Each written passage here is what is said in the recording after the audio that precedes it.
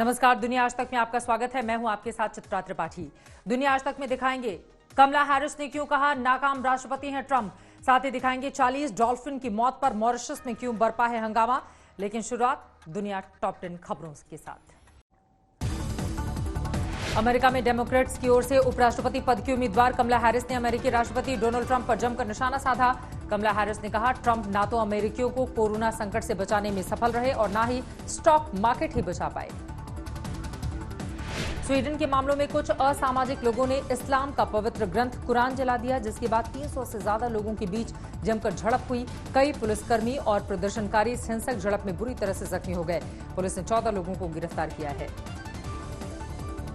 पूर्वी भूमध्य सागर में टर्की के गैस भंडार पर दावे के बाद फ्रांस के राष्ट्रपति इमैनुअल मैक्रोन ने कहा है कि टर्की अपने खिलाफ कार्रवाई चाहता है, वो बातचीत का रास्ता समझना नहीं चाहता। दुनिया में कोरोना के मामले बढ़कर अब 2.5 करोड़ के आंकड़े को पार कर चुके हैं और इस महामारी में 8,42,000 लोगों की जान जा चुकी है। अमेरिका, ब्राजील और भारत इस संकट से गंभीर रूप से प्रभावित हैं। ब्रिटेन सरकार की कोविड-19 से संबंधित एक रिपोर्ट लीक हो गई है। रिपोर्ट में अनुमान लगाया गया है कि स्थिति बिगड़ने पर सर्दियों तक 85,000 लोगों की मौत हो सकती है। फ्रांस के स्वास्थ्य मंत्रालय ने कहा है कि देश में कोविड-19 के मामले तेजी से बढ़ रहे हैं। फ्रांसीसी राष्ट्रपति ने कहा कि अगर हालात नहीं सुधरे तो आने वाले दिनों में फिर से लॉकडाउन लगाना पड़ सकता है। बीजिंग में 5,90,000 बच्चे लंबे वक्त के बाद स्कूल पहुंचे। इनमें हाई स्कूल के क्लासेस आज से चलने शुरू हो गए हैं और जूनियर क्लासेस 1 सितंबर से चलने शुरू हो जाएंगे। केन्या के केन्याटा यूनिवर्सिटी के इंजीनियरिंग, चिकित्सा, नर्सिंग, कंप्यूटर साइंस और फार्मेसी के छात्रों की एक टीम ने टीबा वेंट रेस्पिरेटरी बनाया है, जो कोरोना वायरस से सबसे गंभीर रूप से प्रभावित लोगों के इलाज में काफी मददगार बताई जा रही है। कोलंबिया में कोरोना महामारी के बीच फ्लावर इंडस्ट्री को काफी नुकसान का सामना करना पड़ रहा है। यहां महामारी के बाद से अब तक 90% आयात प्रभावित हुए हैं। कोलंबिया फ्लावर इंडस्ट्री से 1,50,000 लोगों की आजीविका चलती है। इक्वाडोर की राजधानी क्विटो में 110 साल के जूलियो मोरा और 104 साल की उनकी पत्नी वालरामेना ने दुनिया के सबसे अधिक उम्र के पति पत्नी होने का रिकॉर्ड बनाया है। इसे Guinness book of world record में दर्ज किया गया। अमेरिका में नवंबर में होने वाले राष्ट्रपति चुनाव को लेकर प्रचार जोरों पर है। डोनाल्ड ट्रंप ने न्यू हैम्पशायर में रैली को संबोधित करते हुए कमला हैरिस और जो बिडेन पर जमकर निशाना साधा। उन्होंने कहा, कमला हैरिस में उपराष्ट्रपति की कुर्सी संभालने की काबिलियत नहीं है।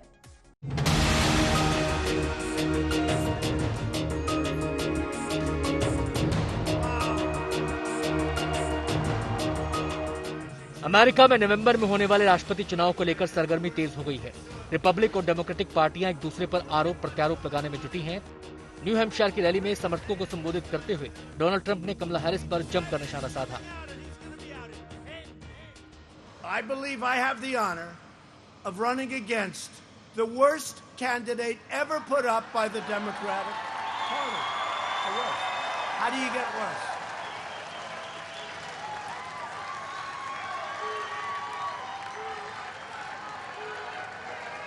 I believe he's the worst candidate, the slowest candidate, and I mean in prime time he was the slowest candidate.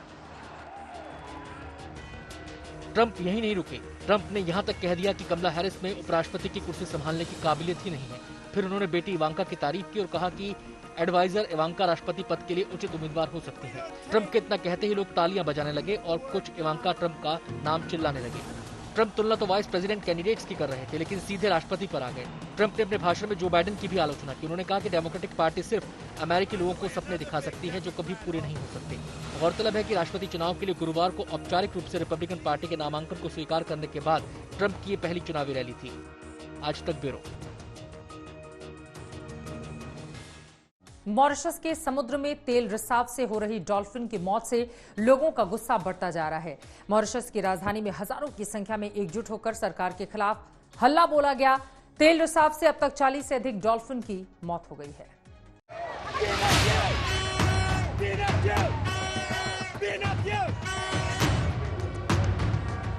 भारी विरोध प्रदर्शन की ये तस्वीरें मॉरिशस की राजधानी पोर्ट लुई की हैं, जहां समंदर में हो रहे तेल रिसाव के खिलाफ हजारों लोग सड़कों पर उतर आए हैं। शनिवार को सैकड़ों प्रदर्शनकारियों ने मॉरिशस की राजधानी पोर्ट लुई में प्रदर्शन कर विरोध जताया। तस्वीरें देखकर सहज ही अनुमान लगाया जा सकता है कि हाथों में पोस्टर बैनर के साथ हजारों लोग इकट्ठा हुए हैं और उन्होंने सरकार से समंदर में हो रहे तेल रिसाव से निपटने की मांग की है।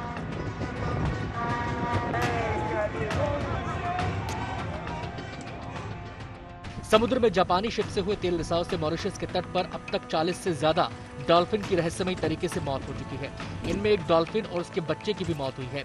ये जानकारी शनिवार को अधिकारियों ने दी है। हादसे के एक चश्मदीद ने बताया कि मरने वाली डॉल्फिन की संख्या में अभी और इजाफा हो सकता है।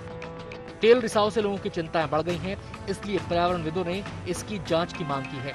तेल रिसाव मॉरिशस और उसकी पर्यटन पर निर्भर अर्थव्यवस्था को भी प्रभावित कर सकता है। लगातार रिसाव होने की वजह से हिंद महासागर में 1000 टन से अधिक तेल फैल गया है। आज तक ब्यूरो। फ्रांस की राजधानी पेरिस में सरकार के मास्क अनिवार्य करने के फैसले का विरोध बढ़ता ही जा रहा है। सैकड़ों की संख्या में लोग सड़कों पर उतर आए और सरकार के खिलाफ फैसले का लगातार विरोध करते रहे। आप तस्वीरों में देख सकते हैं, प्रदर्शनकारी न तो मास्क पहने हुए हैं, न ही सोशल डिस्टेंसिंग का पालन कर रहे हैं। हाथों में पोस्टर बैनर के साथ सैकड़ों लोग पेरिस में एकजुट हुए हैं। कोरोना के बढ़ते मामलों को देखते हुए पेरिस में हर किसी के लिए मास्क पहनना अब अनिवार्य कर दिया गया है, जिसको लेकर वहां के लोग नाराज हैं और सरकार से मास्क लगाने के फैसले को वापस करने की मांग कर रहे हैं।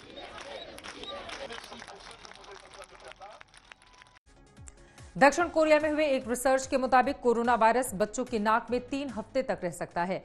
ऐसी स्थिति में बच्चे अनजाने में संक्रमण फैला सकते हैं। इस रिसर्च से सरकार की चुनौतियां बढ़ गई हैं। वहीं संक्रमण पर लगाम लगाने के लिए तारीफें बटोरने वाले दक्षिण कोरिया में अब रोजाना संक्रमण के मामले बढ़ रहे हैं। शनिवार को यहां कोविड-19 के 300 से ज्यादा नए मामले दर्ज किए गए। दक्षिण कोरिया में अब तक 19,000 से ज्यादा कोरोना केस आ चुके हैं, जबकि इस महामारी से 300 से ज्यादा लोगों की मौत हो चुकी है। एलन मस्क की कंपनी न्यूरालिंक पिछले कई सालों से इंसानी दिमाग पढ़ने वाली चिप पर काम कर रही है और अब कंपनी ने सुअर के दिमाग में इस चिप को लगाकर प्रयोग किया है। इस चिप का सबसे ज्यादा फायदा अल्जाइमर के रोगियों को होगा। न्यूरालिंक ने सिक्के की साइज की चिप का प्रदर्शन सुअर के दिमाग में लगाकर किया है। सुअर के दिमाग में यह चिप पूरे 2 महीने रहा। प्रयोग के दौरान 3 सुअरों को लाया गया था, जिनमें से एक सुअर ने काफी मदद की, जिसका नाम गैटर्ड है। प्रयोग के दौरान सुअर को खाना दिया गया और उस दौरान उसकी दिमागी हालत को पहली बार लाइव देखा गया। न्यूरोलिंक का मकसद इंसानी दिमाग को बिना किसी वायर के पढ़ना है। एलन मस्क की कंपनी न्यूरालिंक की स्थापना साल 2016 में की गई थी। इसी के साथ दुनिया आज तक में बस इतना ही, लेकिन हर बड़ी खबर के लिए आप देखते रहिए आज तक।